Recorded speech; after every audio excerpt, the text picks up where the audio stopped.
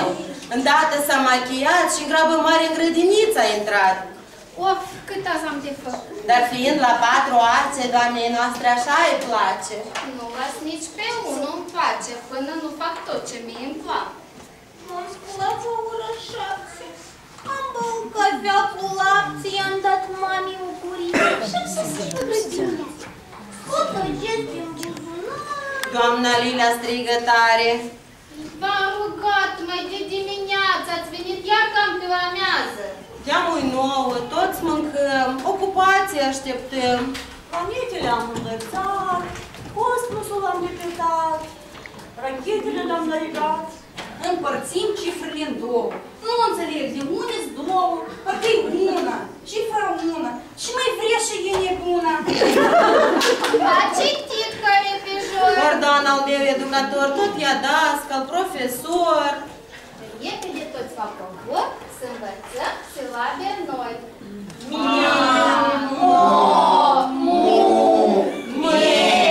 Bravo! Of, mai sunt multe ele, frate, nu-i țin minte pe toate. Ei! Doamna Lilia, știi ceva? La doamna Cezara voi pleca să mă joc cu jucării și cu groată de copii. Iar acum, repejor, să învățăm piesele noi, unei capul și mânuța, brațul, inima, gurița, nasul și urechile. Of, mai sunt multe, dai de voi la jucat.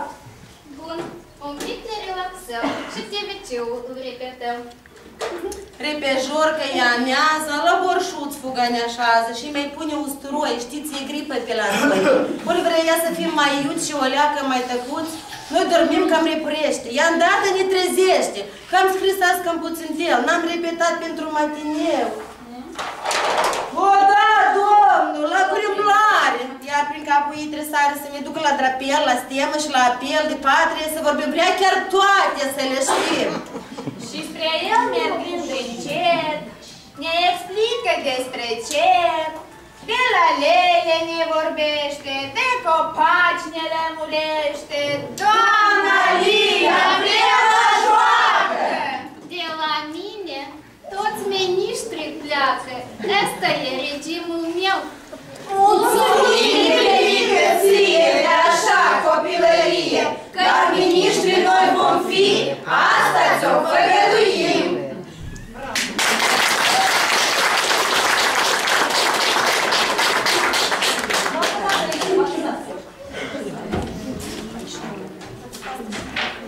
Aș vrea să vă zic că fiecare copil are o altă atitudine față de regimul zilei.